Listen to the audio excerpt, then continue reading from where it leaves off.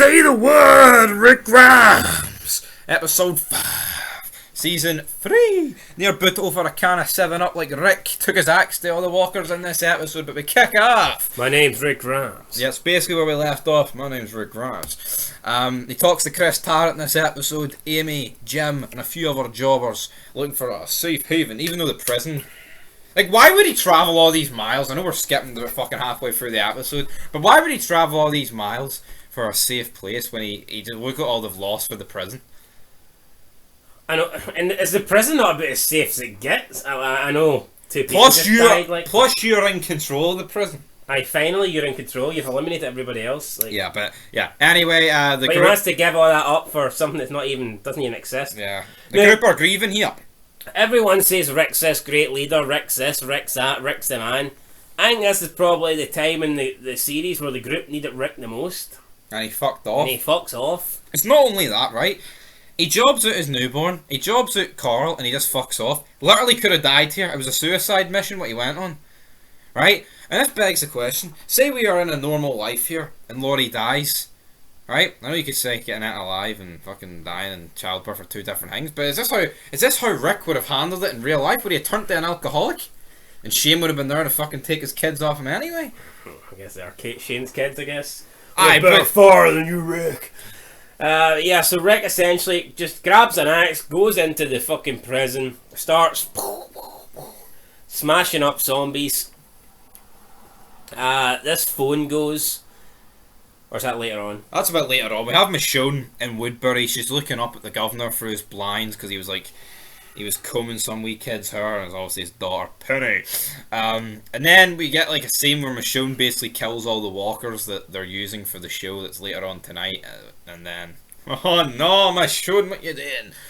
It's like, why is Michonne even doing this? Like, she's clearly like snuck off somewhere. Why not just leave?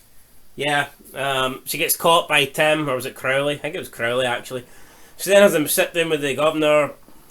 Governor's like, not really impressed, but he's not really angry here. And he's like, we could use you. You could join the research team. You're good with this. You're good with something in your hands. You're not afraid of the biters. Then next minute, Michonne just like stands up, like takes the fucking sword off him and like points it right underneath his chin at his throat.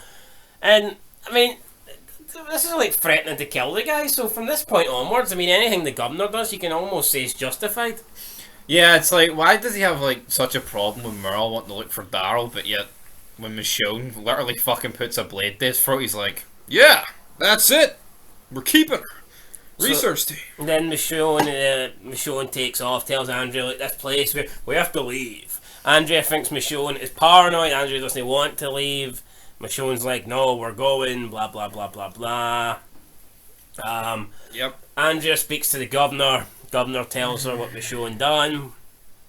Andrea thinks that she must have had a reason. Governor's like, hey, no reason, just done it. So then Michonne is like made up her mind that she's going to leave. Andrea's like, why the hell do you have captive biters anyway? The governor's like, well, you know what? That's we need to know that, and you don't. Which, I mean, is true. I mean, he could have just said here, we're maybe trying to find a cure as experiment reasons. That's what they kind of are doing, like, true. At the same time. So, I mean, yeah, I know. I mean, it's like they're, I don't know. I mean, they're trapped. I mean, they're trapped in a fucking thing. It's not like they were going anywhere. It's his fucking camp. He's bread and butter just the past few days. Why don't you just fuck up and sit there and live? I know. Instead of going fucking G.I. Jane on them.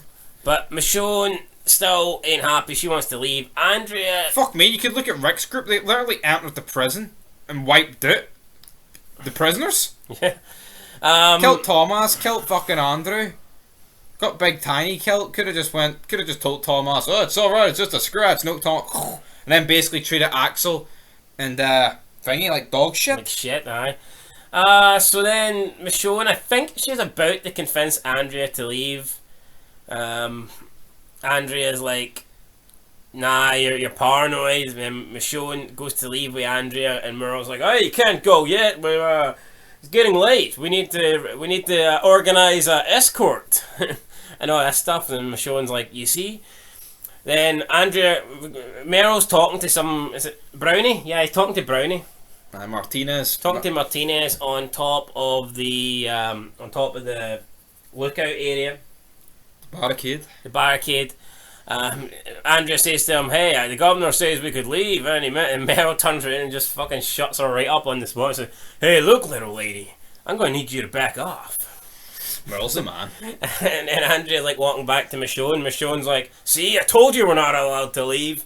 Andrea turns back round and Meryl's got the fucking gates up and he's like, "Hey, you better leave now. Find somewhere safe before sun's down." So that kind of just like makes Michonne look like a fucking idiot.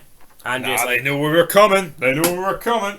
Andrea thinks Michonne's paranoid. Andrea wants to stay. Michonne doesn't. Andrea kind of tells Michonne she's going to stay. So it's up to Michonne.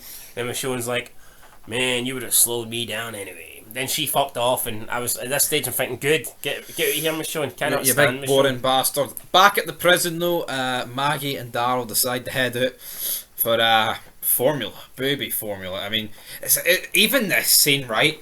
Like, there's so much stuff they rush in this show, but then there's like the scene of like Maggie and Daryl getting baby formula and they shoot a possum. It's like 6 minutes. Fucking needless. They didn't even need to have that scene. Could just come back with something when I'd be finding something nearby. You know what I mean? Stuff like that's pointless. But Rick, he's answering the phone. Herschel's like, "I'm going to check on Rick." Herschel, and that's another thing. Is that not stupid? Why, like Herschel travels throughout the prison on his crutches, despite the fact not knowing what the situation's like with walkers. Yeah. Well, at first Glenn goes in. Aye, no, Right. is that not after? No, Glenn goes in before. Rick gets him up against the wall. Basically, Glenn's like, hey, it's me. I'm one of the guys that kisses your ass, Rick, remember? And then Rick just "Bend like, over, Rick. I'll kiss it." then Rick just like throws him, and "Not today. I want the old man's lips." then Glenn comes out and lets everybody know that, hey, he's took out all the walkers and all that stuff. That's when Herschel goes in. Herschel goes in and speaks to Rick, and Rick lets Herschel know that he was actually speaking to a woman on the phone, and that they have a safe place, and that they might be willing to take them in. So Herschel then says, "I'll stay with you, Rick, till the phone rings again." Then it rings. It's Chris Tarrant. He wants to speak to Herschel. Or does he? But Rick doesn't want Herschel to hear from Chris, so he tells him to fuck off. Back to TJ. So Herschel goes back out. I mean, no, I mean, it's like, Herschel's got one leg, and he said, "I'll sit you, Rick," and Rick's like, "No." I mean, Rick could have been like, "Yeah, I mean, you've got one leg, it took you ages to get here, I'll let you stay." Yeah, I mean... You know what I mean? He fucking tells him to leave. The phone goes again, then it's the leader from this camp. It's a man. He asks Rick some questions. How many people you killed, Ricky? Yeah, he asks Rick about how many people he's killed. Rick's like, 4. I mean, 4 doesn't seem that high at the moment. I'm sure if he asked him a couple more seasons, like, it'll be 4 fucking thousand. it'll be a lot more than that. The 2 in Nebraska, Tomas and Shane. One of our own. He got sick. He lost his way. Yeah, during this though, Axel and Axel and fucking Oscar. are like, they basically take over Glenn's job of burying the bodies. So they're doing that, and they're like kind of in the group. But it's all, like I mentioned this at the time, it's like previous episode, these guys can't be trusted. This episode, the group's weak, and they're trusting these 2 prisoners. Where Yeah, these 2 are kind of like running the fucking show at the moment. they're looking after Herschel, Beth, a baby, and Carl. Well, the other 2 are Oh, the vulnerable members, essentially, so... Yeah, fucking weird. Guess because Glenn just doesn't have a fucking Scooby snack with how to run a group, and Rick's up his own ass. But yeah. The guy asks Rick, "How did your wife die?" And Rick kind of goes into a meltdown, doesn't want to speak, and he's like, "Hey, no, come on, I'll tell you." And the guy hangs up on him. It's not multiple choice, Rick. And yeah, then we get back to Woodbury. Essentially, we've got them showing off the fighters. We also have a scene where Merle and Martinez go out and get walkers for tonight's entertainment. Doesn't really last long. It's kind of funny because Merle's in it, like, to be honest, but that's about it. And then we'll get Merle versus Martinez in a scripted fight. Oh, it's scripted, Andrea. They got no teeth, man. Which she's freaking out about. Absolutely freaking out about. Like, so fucking wet. It's a fight. And I actually thought it was a pretty cool entertainment. Do you agree with that? No, I liked it, yeah, it was good. I think Merle wins here, but it's scripted. Yeah, I don't want to put the brownie over, so... Yeah, they're basically kicking each other's ass while the zombies are, like, you know, surrounding them, and then they're, like, halfway through the fight, they, like, unleash the change of the zombies so that the actual pit gets even smaller. And, I mean, it is cool, but at the same time, I mean, like, what if a scratch does it, or what if someone forgot to remove one tooth or something? You know, it just seems like... Yeah. I mean, it is a cool action scene, but it also seems like it's just not really necessary. It seems a bit over the top, in my opinion. Yeah. It's like, what if like their saliva gets in one of your fucking cuts? Like, sure, how's a tooth? How's your the teeth? The end game, but like your gum ain't. Yeah, I mean, even if a zombie, just in that scenario, if a zombie had no teeth, I don't know, I still would be comfortable with it biting me and scratching me and stuff like that. Exactly. It's a wee bit fucking stupid, you know. Well, a scratch was enough to get Big Tiny fucking hammered. So Fucking macheted into the ground, but. And then, that's it. Andy has had enough. She's like, this is inhumane. I mean, we can torture a young boy. and then the governor lets her know it's just like the WWE. It's all scripted. It's not real. And he's McMahon. Fake blood capsules, man. I wonder if he put over Meryl. He's McMahon and Meryl says like Hulk Hogan. Look at the 80s. Yeah, and that's pretty much it. She thinks she doesn't like it. Kind of storms off. Back to the prison. We've got Daryl. Oh, we'll call it little ass kicker. Rick walks in. He's like, I just wanted to check Carl was okay. Then does a 180. Goes back to the phone. And another woman phones. The episode ends. No, another woman phones. A third woman phones. It's not Laurie yet though. Laurie's next episode. Alright, but another woman phones. Was she? How many fucking people are phoning He's Rick? like, why didn't you tell him how your wife died, Rick? I'm sorry. It would help. You gotta believe me. It's like, Please well, hey, if it helps us take it in, I'll spill the beans. I mean, so I mean, then I know we're fucking retard. like fuck.